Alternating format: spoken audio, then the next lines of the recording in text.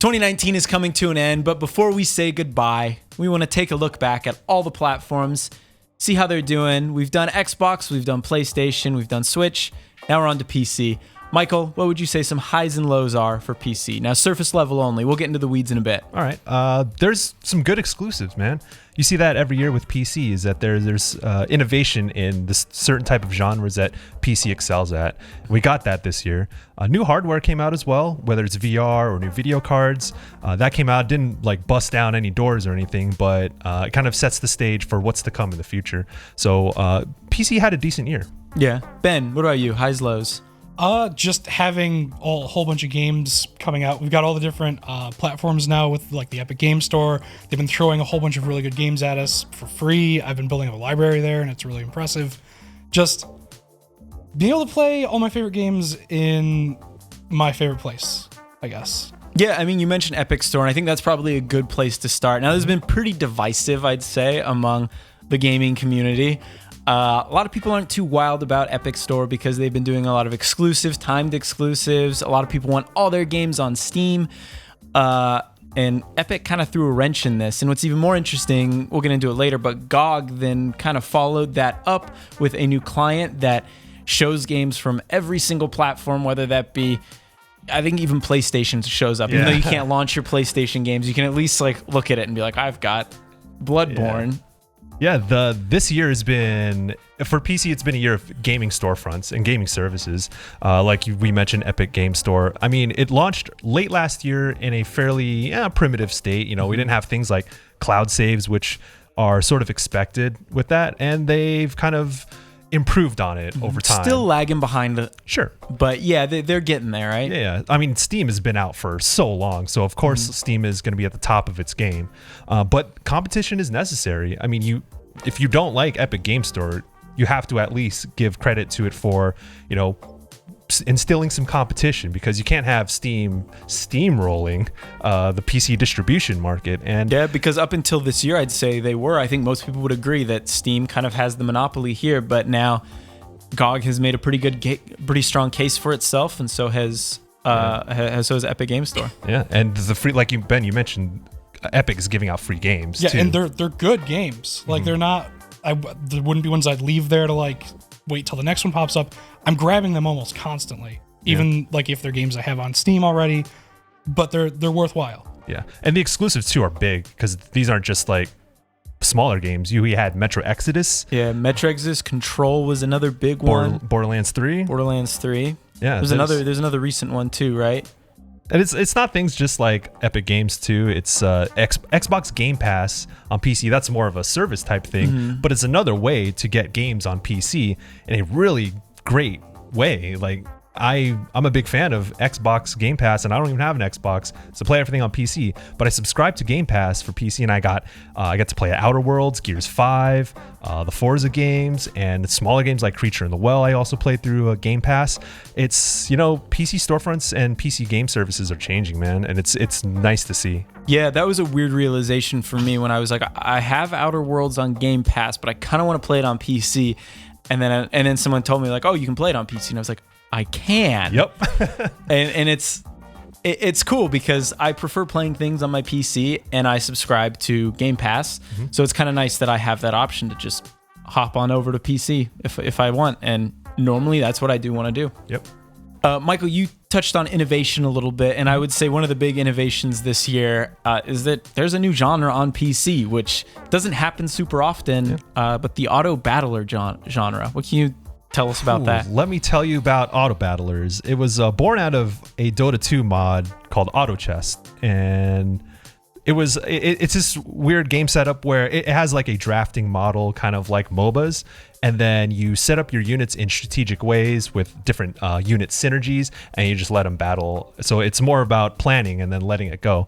And it's just a different way of playing a strategy type of game, because MOBAs came out of RTSs, and now Auto Battlers are coming out of MOBAs. And we're the big names. Dota's doing it with Dota Underlords. Yeah, Dota Underlords. That's Valve's thing.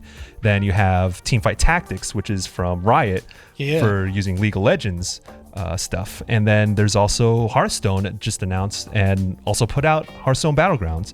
and you see these big MOBA companies coming out with their own auto battlers, and who knows where it goes from here. But you can't deny that in 2019 you spawned a new genre, and like I mentioned, it's that innovation that you see on PC. And this is also, like I said, it came out of a mod. Yeah, so, and that's kind of the trend with PC new genres typically, right? Like even last year, 2 years ago, when people were all crazy about Battle Royale, that came out of a mod that was on PC, and it wasn't until I'd say last year's when it hit really hard on consoles. Yeah, and same thing with auto battlers. That came out of a mod, and look where it is now. Mm-hmm. And then I think the next big thing to talk about for PC is exclusives. What were some of the exclusives that stood out to you guys? Ooh, gotta kick off with Disco Elysium, man. Yeah. That's definitely, I think, my personal game of the year so far. But it's a CRPG at its core, but it does more than that as well. But that is a big standout for me, and I think many people on PC, I think that's a game that a lot of people will be gravitating towards. Yeah, hopefully. They should. There will be console versions in the future, but again, this originated on PC, and it's very much a PC style game, and it does a lot for what RPGs can be, because there's no combat system. It's a lot of reading, but the way in which they contextualize your choices and also incorporate dialogue and the writing is absolutely stellar. It's a very special game. I really appreciate the writing, especially. It gives me like a kind of a good like Grim Fandango feeling, which Grim Fandango is one of my favorite games of all time. It's kind of really silly and kind of pokes fun at itself. Even like your dialogue options will kind of force you one way and have like weird commentary in them that you wouldn't expect in like a dialogue system. And it's there throughout all of it. And just the idea that all of it's kind of centered around like your mind arguing with itself kind of also really gets me. Yeah. It's a good time. Yeah. Yeah. It's like I said, there's no combat system, but there's still a lot of conflict. And it's a creative way to kind of have this force pushing against you based around your choices and what you have access to. Because everything you say, pretty much, there is a back and forth between the skills you invest in, those become voices in your head, and you're second guessing every decision you make because a voice is telling you, no, that's stupid. Why would you ever say that? Or you should tell him this, and then you'll tell him that, and he'll get mad. And it's really interesting how it does that, and it's something that hasn't really been done before, at least in that genre. Yeah, it's impressive how many things that game accounts for. Whatever choices you make will affect the other, and it's just this sprawling web of different things that you can do, and a fascinating story that is, you can play again and again and still find new story threads throughout, depending on what you spec into and the choices that you make in dialogue. So very special game. I'd say it was also a pretty big year for MMOs, though. Before we get into Final Fantasy XIV, WoW Classic was also a pretty big deal, right? Yeah. It was kind of a really interesting thing. They finally gave us what we'd been asking for a long time, a way to play the original World of Warcraft the way that it was. More difficult. Enemies are everywhere, and it takes forever to level up. Yeah, it takes forever to level up. It's an interesting thing, and I know personally I appreciate that it's there, but also while playing through it, I got to maybe like level 30 or 40 again, and I was like, okay, this is cool. I remember it, and I kind of just didn't want to play it too much anymore, which is kind of a weird thing. But I also kind of was thinking forward and ahead to what are they going to do with this once you're at the max level and you've cleared all the content? Are they going to eventually give us access to like other expansions or whatever? But there's no place for me to go, so I just kind of stopped after I realized that. And then you you booted up. Final Fantasy XIV was a constant throughout the whole thing. But I went right back to Final Fantasy XIV and I literally was playing it a little bit before I came. And it was a huge year for Final Fantasy XIV, right? Huge year. If the new expansion, Shadowbringers, changed a lot in that game, or it made it even better. I think that we all know the story about Final Fantasy XIV, how 1.0 was killed because it wasn't a great game. Relaunched, had an incredible expansion pack with Heaven's Word, and then had another great expansion pack in Stormblood. But something is very special about Shadowbringers in the way that it kind of tells a much more grand story and recontextualizes so much stuff that has been in the game's lore for so many years, on top of being such a great game with incredible music, dialogue, and powerful moments. That people talk about how Final Fantasy 14 tells a great story for an MMO, and I think that's selling it short. And it's a great story, period. And it's a wild accomplishment that Square Enix not only overcame its kind of shortcomings as an MMO, like what you can do with an MMO story-wise, has overcome those limitations and has used those to its advantages. And if you make it to the end of Shadowbringers, granted you have to go through a lot of content to get there or have been a long-time player, it is so rewarding. And on top of the 5.1 update, which then brought a new raid, Nier Automata crossover content. Nier stuff. Yep. Oh.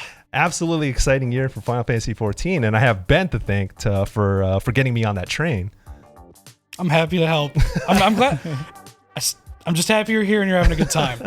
That game is also on PS4, but I mean, it being an MMO, it's very much a PC-based game. Yeah, I think most people, when they're thinking of Final Fantasy 14, it is PC. Yeah. PC is kind of feels like it's home, more or less, I'd say. Sure, yeah. But speaking of that too, there were some other big. I mean, it'd be impossible to go through all the PC exclusives, but some other big standouts were Mordhau, which I know Ben, you had a chance to play some of that.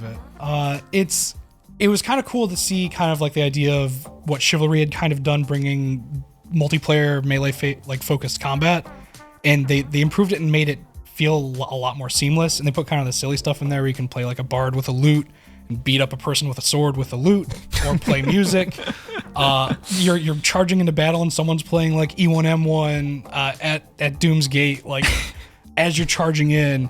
It's a really fun game that I actually should probably go back to again. I kind of fell off of it a bit because just everything else started happening, but it's really fun, and I'm sure they're continually updating it and putting more things into it, but it's a great feeling melee combat multiplayer game on your PC, and I don't think it's coming out on anything else, so yeah. And then I guess to wrap up big exclusives for PC, Nintendo may have had 3 houses, but PC has 3 kingdoms. Ooh. We're talking Total War 3 Kingdoms. Yeah. That game was reviewed very well. Very deep strategy game. I don't know if either of you had much of a chance to play that. I'm aware of the Total War franchise. I didn't get hands-on with 3 Kingdoms, but I do recognize how much it has changed, and also what it embodies for Total War. Again, something that you only see on PC, and kind of taking like ancient Chinese history, incorporating that into its story, and by all accounts, like its storylines came out very well, but also expanded on the 4X strategy mechanics that you expect from games like this. So I don't think we could talk about PC without talking about VR.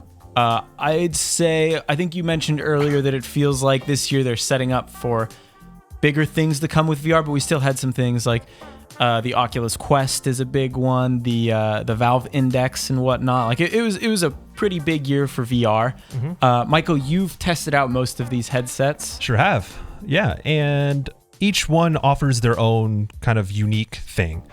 Quest is a standalone product, though. You don't necessarily need a PC. Yeah, not really PC, but it's kind of in that. adjacent. Yeah. And also because of Quest, the PC Link for Oculus Quest. And if you're not aware, you can actually buy a very long cable to hook directly up to your PC and then kind of get those PC-based experiences, because Quest, again, like I said, standalone hardware, so it's kind of limited in terms of what you can play on it. But now if you connect a cable to it, you are now enabling essentially what you can access on a Rift.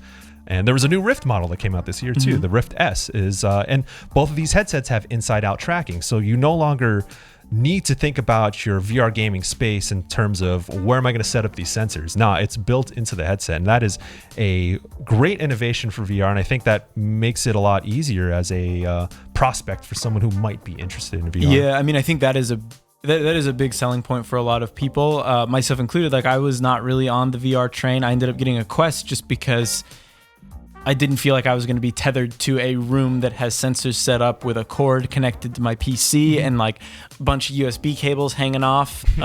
Such an important aspect. Yeah, I know, right? But it is exciting to see them expand and open up VR in different ways, which the timing is great, right? Because we've got Half-Life Alyx on the way, which is a killer app if I've ever seen one, right? Yeah, that game's coming in 2020, but man, the news of a new Half-Life game I think that's important for 2019 is too, a, right? yeah, is a big 2019 story, man.